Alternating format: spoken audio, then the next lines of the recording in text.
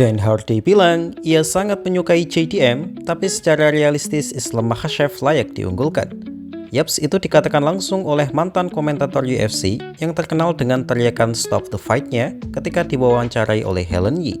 Helen bertanya bagaimana pandangan Dan tentang laga akbar di kelas welter antara JDM versus Islam Makhachev di bulan November nanti.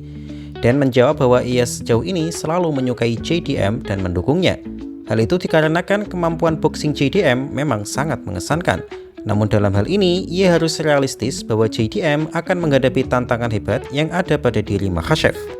Menurutnya, Makhachev saat ini sudah sangat tepat untuk naik ke kelas welter karena tubuhnya akan semakin besar dan kuat seiring pertambahan usia primanya. Yaps, perlu diketahui bahwa semakin bertambah usia, maka proses cutting weight akan semakin sulit dan menyakitkan karena memang ada perubahan pada proses metabolisme tubuh. Dan memang, jika Islam Makhachev tetap berada di kelas ringan, akan semakin sulit baginya untuk memotong berat ke 155 pounds. Karena itu, Dan Hardy mengatakan bahwa ini adalah saat yang tepat bagi Makhachev untuk naik kelas, agar lebih sehat saat pemotongan berat badan, meskipun harus menghadapi lawan yang lebih besar darinya.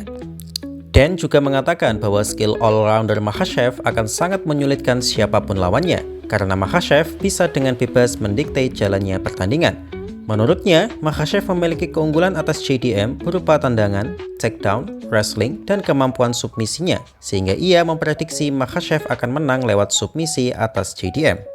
Untuk soal submisi, kita gak perlu bahas panjang lebar lah ya, karena Makhachev sangat dikenal dengan tukang cekik sabuk hitam PJJ.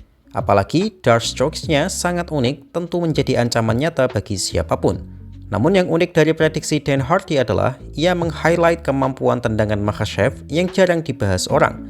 Memang betul untuk teknik pukulan, JDM lebih unggul, tapi Makhachev memiliki tendangan yang lebih baik karena Makhachev juga memiliki background sebagai atlet taekwondo di awal karirnya.